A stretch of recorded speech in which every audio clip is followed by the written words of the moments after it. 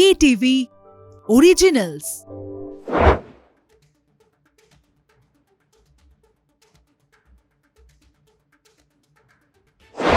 শুরু করছি আজকের স্টেডিয়াম বুলেটিন। আমি জয়জ্যোতি রয়েছি আপনাদের সঙ্গে।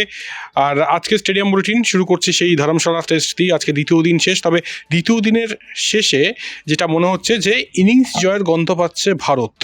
255 রানের লিড ইতিমধ্যেই, এবং ভারতের স্কোর দ্বিতীয় দিনের শেষে 8 উইকেটের বিনিময়ে 473, জোড়া 100 রান, একটি রোহিত শর্মার এবং অপরটি শুভমান গিলের, এবং একই সঙ্গে দেবদত্ত পাড্ডিকাল, যার কথা আমরা বলছিলাম, গৌতমদাও বলছিলেন, এবং রাঁচি টেস্ট চলাকালীন আমি আমার প্রতিবেদনে লিখেছিলাম এবং বলেওছিলাম যে পাড্ডিকাল হয়তো ডেবিউ করবে এই টেস্ট ম্যাচে, এবং তিনি শুধু ডেবিউ করেননি, তিনি অর্ধশত রান করেছেন। আজকের ম্যাচ নিয়ে অবশ্যই আলোচনা করবো। আমার সঙ্গে রয়েছেন কলকাতা টিভির যুগ্ম সম্পাদক গৌতম ভট্টাচার্য। গৌতমদা, কীভাবে বিশ্লেষণ করবেন? আমার মনে হয় বাসবলের এটা অন্তিম পরীক্ষা, নাও অর নেভার এরম সিচুয়েশন। অলরেডি ইংল্যান্ডে যারা প্রথম টেস্ট জেতার পর বাসবল নিয়ে দারুণ বলছিলেন, তারা অলরেডি এখন বলতে শুরু করেছেন যে বাসবলটা কিন্তু পরীক্ষার মধ্যে পড়তে হবে। এবং সবচেয়ে বড় কথা হচ্ছে যে তুমি ধরো না, বাসবল নয়, তুমি ক্যাটানিসিও খেলো না, কি এসে যায়, কিন্তু তুমি 8 আজকে ওয়ার্ল্ডে তুমি 8 নম্বরে যদি তুমি থাকো, তাহলে তোমার এই পদ্ধতি পরিবর্তন করতে হবে। এবার এমন একটা সিচুয়েশন, এই টেস্ট ম্যাচে যে অবস্থা দাঁড়িয়েছে, তাতে কিন্তু তোমার বাসবল খেলতেই হবে, কারণ তুমি যদি ধরে খেলো, যত বেশি খেলবে পিচ তত খারাপ হবে। আর বাশির যদি এই উইকেটে টার্ন পান, তাহলে অশ্বিন কী করবেন বুঝতেই পারছো। অশ্বিন অলরেডি 0 করে আউট হয়েছেন। এটা ভারতের পক্ষে ভালো, কারণ অনেক সময় বোলার যখন রান পেয়ে যায়, তার ওই বোলিংয়ের খিদেটা চলে যায়। সো এই 100তম টেস্ট ম্যাচ অশ্বিনকে আটকানো কঠিন হবে। কাজে বাসবল যদি একদম শুরু থেকে যদি ভারতীয় বোলিংকে তছনছ করে দেওয়ার মতো ইনিংস খেলে ইংরেজরা, এবং ধরে নাও তুমি একটা 400 রান করে ফেললো, তখন ম্যাচটা একটা খুব ইন্টারেস্টিং দিকে চলে যাবে।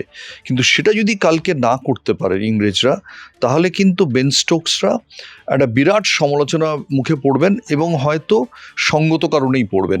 কারণ যেভাবে ইংল্যান্ড গোটা সিরিজ খেলেছে, অনেক সময় এত তাড়াহুড়ো করার কোনো প্রয়োজনই ছিল না। আমার জাস্ট দুটো শটের কথা মনে হচ্ছে, তোমার বললেই তোমার মনে পড়বে। দুটোতেই নায়ক জো রুট বা খলনায়ক জো রুট। একটা হচ্ছে উনি ওই রিভার্স মারতে গিয়ে যেটা আউট হয়ে গেলেন, সেই শটটা তখন কোনো দরকারই ছিল না, ম্যাচটা তার হাতে ছিল। আরেকটা হচ্ছে সম্ভবত সেকেন্ড টেস্ট ম্যাচে রোহিত শর্মার একটা ক্যাচ, ফরওয়ার্ড শট লেগে ইজি ক্যাচ, ওটা জো রুট ফেলেন। তার আগে অবধি কিন্তু রোহিত শর্মা সিরিজে অত্যন্ত প্রেশারের মধ্যে ছিলেন, এবং ওই ক্যাচটা রোহিত শর্মাকে, এরপরে রোহিত শর্মা বাকি সিরিজটা যেরকম খেলেছেন, ফার্স্ট টেস্ট ম্যাচে কিন্তু সেই রোহিত শর্মাকে আমরা দেখিনি। ওই রোহিত শর্মাকে জীবনদান এবং নিজের উইকেটটা ওই জঘন্য একটা শটে উপহার দেওয়া ভারতকে, এই দুটোই কোথাও যেন এই সিরিজটাকে ভারতের দিকে আরও বেশি করে নিয়ে আসছে। অবশ্যই ভারতীয় ব্যাটসম্যানরা দারুণ ব্যাট করছেন, এবং তুমি দেখো যে বিরাট কোহলি যে নেই, সেটা ভারতের ব্যাটিং পারফরমেন্স থেকে বোঝাই যাচ্ছে না। এত বোধহয় 5 জন না 6 জন ডেবিউ হয়েছে, সবাই পারফর্ম করে দিচ্ছে। দেবদত্ত পাডিক্কাল জীবনের প্রথম টেস্ট ম্যাচ 6 মেরে হাফ সেঞ্চুরি। সরফরাজ খান দেখে মনে হচ্ছে যে যেন 30টা টেস্ট ম্যাচ খেলেছেন। তো যশস্বী জয়সওয়াল তো আমি ছেড়েই দিলাম, তিনি সুনীল গাভাস্করের রেকর্ড ভাঙা থেকে সেকেন্ড ইনিংসে যদি ব্যাট পান 89 করলে, সচিন টেন্ডুলকার মাফ করবেন, সুনীল গাভাস্করের 1971 থেকে এক সিরিজে সবচেয়ে বেশি রানের যে রেকর্ড আছে 774, সেটা ভাঙতে পারবেন। এবার সেকেন্ড ইনিংসে ব্যাট পেতে হবে, 89 রান করার মতো রান ইংরেজদের বাড়তি রাখতে হবে। যদি ইনিংস ডিফিটে ভারত জিতে যায়, তাহলে কিন্তু দেবদত্ত এই রেকর্ডটা কিন্তু তখন যশস্বী জয়সওয়ালে ভাঙা হবে না, তখন গাভাস্করই থেকে যাবেন। অনেক কিছু ধর্মশালা টেস্ট ম্যাচে দাঁড়িয়ে আপাতত মনে হচ্ছে ইংল্যান্ডের কাজটা ওই ধর্মশালার উঁচু উঁচু পাহাড়ে ওঠার মতোই কঠিন। একদমই, এবং দ্বিতীয় দিনের শেষে যা অবস্থা, তাতে তো বোঝাই যাচ্ছে যে এই ম্যাচ একদম একতরফা হতে চলেছে। তবে এখান থেকে যদি মিরাকেল ঘটাতে হয়, তবে অবশ্যই ইংল্যান্ডকে কামব্যাক করতে হবে, তবে সেটার সম্ভাবনা ভীষণ ক্ষীণ। আর আমি আবার বলছি যে যদি ইংল্যান্ড, হয়তো দেখা গেল এমন সব স্ট্রোক শুরু থেকে খেলতে শুরু করলো পেস বোলারদের, বুমরাকে, অশ্বিনকে, কুলদীপকে, যে ভারতীয় বোলাররা চোখে ধূত্রফুল দেখলেন, কিন্তু সেটার সম্ভাবনা কম। কুলদীপ যাদবকে বেন স্টোকস খেলতেই পাচ্ছেন না, জো রুট অশ্বিনকে খেলতে সমস্যা হচ্ছে, কাজেই সেই সম্ভাবনাটা সত্যিই কম। কিন্তু ক্রিকেট তো কোনো কিছু বলা যায় না। যদিও এখনকার মতো আমি আবার বলছি যে ওই ধর্মশালায় অনেকে, আমি জানি না তোমার বন্ধু বান্ধবরা যায় কিনা, অনেকে ট্রেক করতে যায়। আমি অনেক সময় দেখেছি যে আমরা যখন ক্রিকেট ট্যুর কভার করতে গেছি, ট্যুর শেষ হওয়ার পর কোনো জার্নালিস্ট যারা আমার মতো আনফিট নয়, তারা সেই কেটস পরে ট্রেক করতে গেছে কিছু দূর। এবার ইংরেজি যদি ট্রেক করে ধর্মশালার উঁচু পাহাড়ে উঠতে পারে অন্য কথা, আদারওয়াইজ নর্মাল আমাদের মতো লোক হলে ইংল্যান্ডের কপালে দুঃখ আছে। একেবারে ইংল্যান্ডের কপালে দুঃখ আছে, আর ম্যাচ যেদিকে যাচ্ছে সেটাই হবে এখনো পর্যন্ত মনে হচ্ছে। তবে নজর থাকবে কয়েকজনের দিকে। যশস্বী জয়সওয়াল কি সেই 71-এর গাভাস্কারকে ছাপিয়ে যাবেন? সেই রান কি করতে পারবে ইংল্যান্ড? তো অনেকগুলো প্রশ্ন, তবে সেই উত্তর যখন ম্যাচ শেষ হবে তখনই আমরা পাবো। তবে ক্রিকেট তো হলো, এবার ক্রিকেট থেকে একটু ফুটবলে আসছি। আমরা জানি যে 10ই মার্চ ডার্বি রয়েছে ইস্টবেঙ্গল বনাম মোহনবাগান। ক্রমতালিকা আমি ছেড়ে দিচ্ছি, আইএসএল ক্রমতালিকায় আসবো না। তবে ইস্টবেঙ্গল মোহনবাগান যখন যে কোনো টুর্নামেন্টে যে কোনো দিন যখন তারা মুখোমুখি হয়, তখন একটা কিন্তু উত্তেজনা থাকে, এবং সেই উত্তেজনার পারদটা চড়তে শুরু করেছে ইতিমধ্যেই শহর কলকাতায়। কাকে এগিয়ে রাখবেন?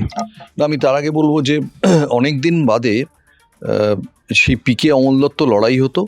এই ম্যাচটা এখন আর ওই বাঙালি ফুটবলার নেই, ওইরকম রোম্যান্স নেই, কিন্তু টেনশন ভরপুর তো আছে। আবার হাওয়াস বনাম কোয়াড্রাত আমার ধারণা ইদানিংকালে বিদেশি কোচদের মধ্যে সবচেয়ে বড় প্রতিদ্বন্দ্বিতা। হাওয়াসের টিম অনেক বেটার খেলছে, বেটার টিম। হাওয়াস অনেক বেশি হয়তো এগিয়ে আছেন, অনেক ফেভারিট। মোহনবাগান লিগ টেবিলে অনেক এগিয়ে আছে, মোহনবাগান 3 নম্বরে, ইস্টবেঙ্গল অনেক নিচে। কিন্তু এই হাওয়াস বনাম কোয়াড্রাত এই দাবার চালটা কে কীরকম দেন, এটা কিন্তু খুব ইন্টারেস্টিং দেখার হবে। সেই জন্যই ম্যাচটা আমার মনে হয় কোথাও একটা বাড়তি তাৎপর্য যোগ করেছে।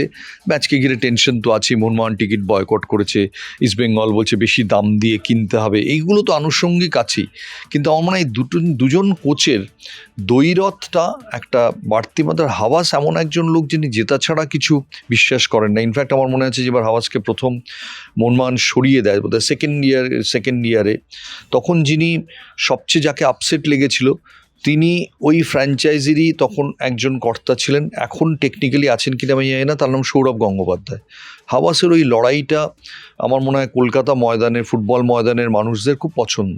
আর তারপরে কোয়াড্রাতে সে যে স্পিরিটে টিনে তুলেছেন ইস্টবেঙ্গল টিমকে, সেটা সবাই চোখের সামনে দেখতে পাচ্ছেন। কাজে আমি ম্যাচটার সঙ্গে সঙ্গে সাইড লাইনে এই দুটো কোচের লড়াইটাও উপভোগ করতে চাই। একেবারেই মগজস্ত্রের লড়াই হবে, এবং কে বাজি মারেন, কে বাজিগার হয়ে ওঠেন 10 তারিখ, সেদিকে নজর থাকবে। তবে প্রাক্তন ফুটবলাররা কি বলছেন এই ডার্বিকে নিয়ে শুনবো। না, এখন মোহনবাগান একটু ভালো জায়গায় আছে, এই জন্যই আছে।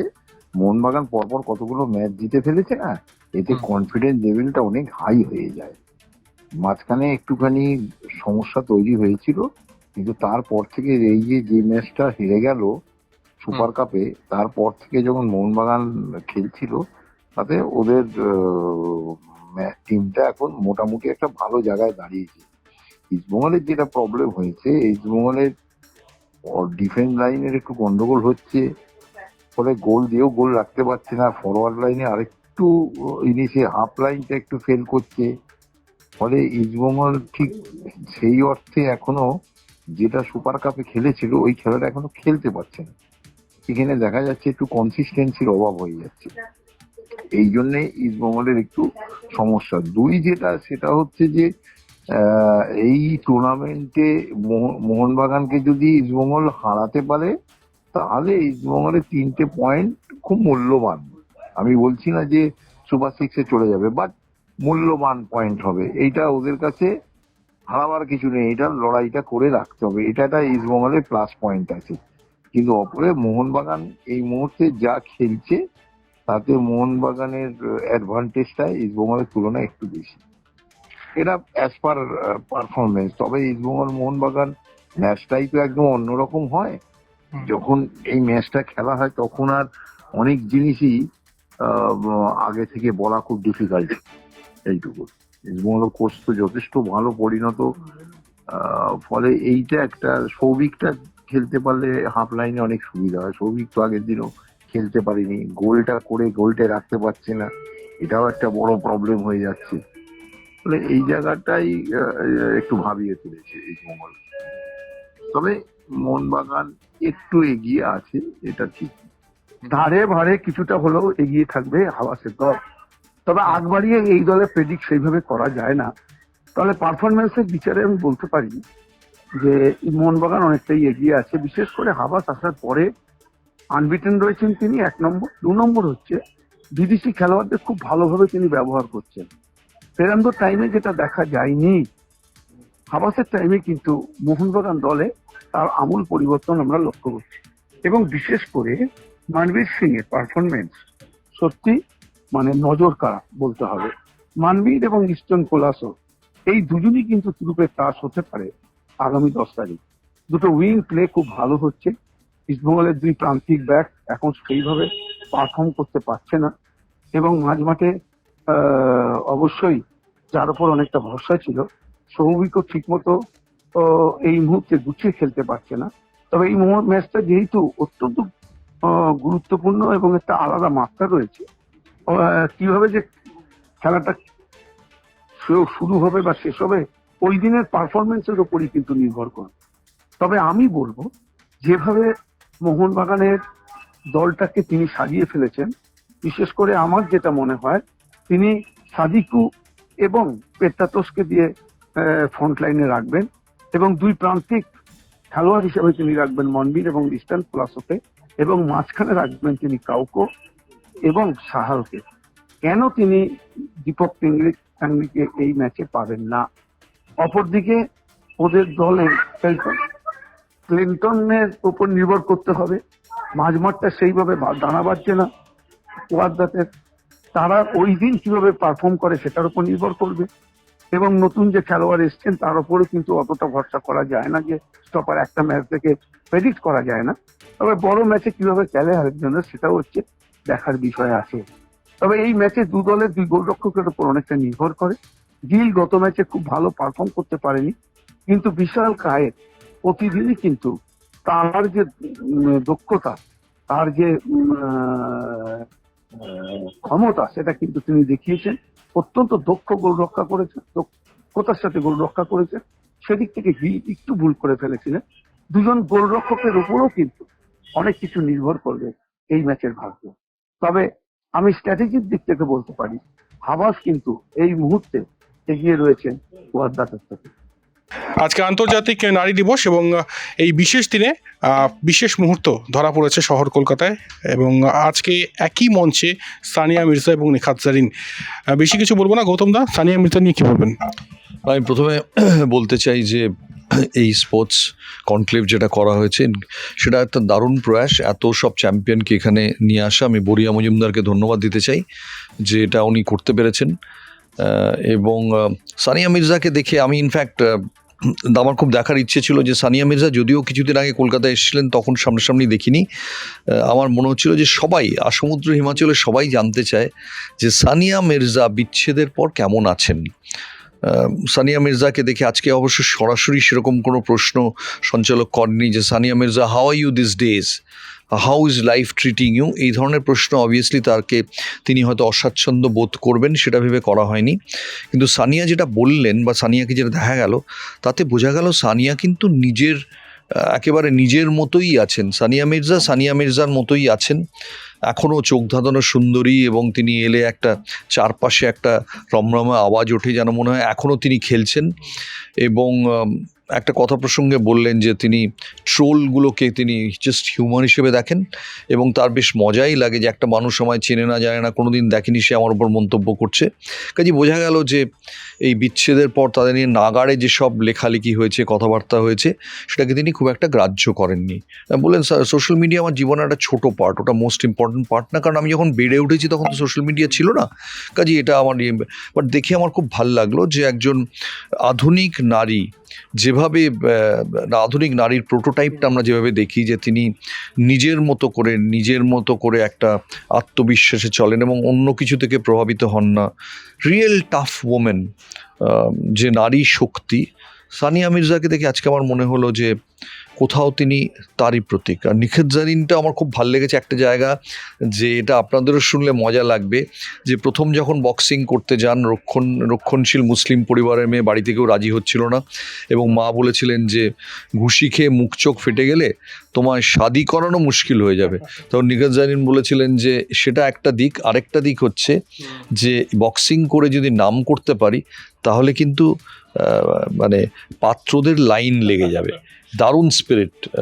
আমি বলবো যে এইসব আন্তর্জাতিক নারী দিবসে এই দুজন ভারতের চ্যাম্পিয়ন অ্যাথলিটরা যে কথাগুলো বলছিলেন, এগুলো যদি মহিলারা কাছে পৌঁছয়, স্পেশালি যারা বাডিং স্পোর্টস পার্সন বা যে কোনো জগতের প্রফেশনাল, তারা খুব উদ্দীপ্ত বোধ করবেন এবং মাথায় রাখবেন যে রাধে সে চুলও বাঁধে, সে মাঠে গিয়ে জিততেও পারে, সে জীবনযুদ্ধ জিততে পারে।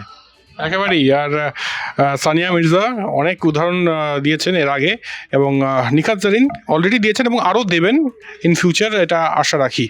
এবার তুমি বলো যে ডার্বির কটা টিকিট তুমি দিচ্ছ? একটা মোহনবাগান সমর্থকরা টিকিট বয়কট করেছেন, তুমি কি মোহনবাগানের লোকদের মাঠে নিয়ে যাবে কালকে? একটা টিকিটও এখনো পাইনি, এবং আমি এই প্রশ্নটা আপনাকে করতে দিচ্ছিলাম যে আপনার কাছে কটা টিকিট আছে, কটা দিতে পারবো? ক্রিকেট রিপোর্টারের কাছে কি করে ফুটবলের টিকিট থাকবে? এটা কোনো প্রশ্নই না। ফুটবলের তুমি মাঠে ঘোরাঘুরি করছো, প্লেয়ারদের সঙ্গে কথা বলছো, তোমার কাছে থাকতে পারে। আর আরেকটা কথা হচ্ছে যে, আবার বলছি যে টেলিভিশনে দেখাটাই ভালো। মোহনবাগান সমর্থকরা অবশ্য, আমি শুধু আশা করবো যে মোহনবাগান সমর্থকরা তার সত্ত্বেও অনেকে যাবেন, কারণ যদি গ্যালারির দুদিকে একটা দিক ফাঁকা থাকে তাহলে মোহনবাগান ইস্টবেঙ্গল ম্যাচের রোমাঞ্চটা তৈরি হয় না। এমনিতেই বাঙালি ছেলে অনেক বেশি কম, তার মধ্যে যদি দু দলের সাপোর্টাররা ঠিক ইকুয়াল ডিস্ট্রিবিউশন না থাকে, তাহলে সল্টলেক স্টেডিয়ামের যে আমেজটা তৈরি হয়, গমগমে অ্যাম্পি থিয়েটার মার্কা, সেটাই তৈরি হবে না। একেবারেই। একদম শেষ ল্যাপে চলে এসেছি stadium বুলেটিনের। This day that year, আজকে জন টি রোডসের জন্মদিন, এবং গৌতমদাকে একটাই প্রশ্ন, যে এর আগে আমরা অবশ্যই একনাথ সরকারের মতো ফিল্ডার দেখেছি, তবে ফিল্ডিং করেও যে ম্যাচ জেতানো যায়, এটা কি প্রথম জন টি রোডসই দেখিয়েছেন? আমি এই প্রসঙ্গে একটা কথা বলি। হিরো কাপের একটা ম্যাচে তুমি তখন, আমার ধারণা মানে তো কত, তুমি তখনও মুখে কথা ফোটেনি ওই সময়, 1993-তে। তো ওই ম্যাচে জন টি রোডস 5টা ক্যাচ ধরে ব্রেবোর্ন স্টেডিয়ামে ম্যান অফ দ্য ম্যাচ হয়েছিলেন।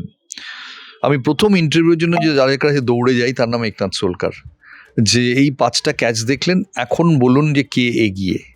সোলকার বলেছিলেন যে জন টি রোডস এগিয়ে, কারণ ও আউটফিল্ডেও ইকুয়ালি ব্রিলিয়েন্ট, আর ক্লোজ ইন ফিল্ডার হিসেবেও দুর্ধর্ষ। আমার নামটা মেইনলি হয়েছিল ক্লোজ ইন ফিল্ডার হিসেবে, যদিও সোলকারের সতীর্থরা অনেকে মনে করেন যে আউটফিল্ডেও তিনি দারুণ ফিল্ডিং করতেন। সোলকার নিজে ওই দিন 5টা ক্যাচের পর বলেছিলেন যে জন টি রোডসকে দেখেছি, আমি গর্বিত বোধ করি। আমি হয়তো ফিল্ডিংয়ের একটা ধারা ঠিকই তৈরি করেছিলাম, কিন্তু জন টি আরও অলরাউন্ড। এর থেকে বড় কমপ্লিমেন্ট আর কি হতে পারে, এবং অনেক শুভেচ্ছা জন টি রোডসকে।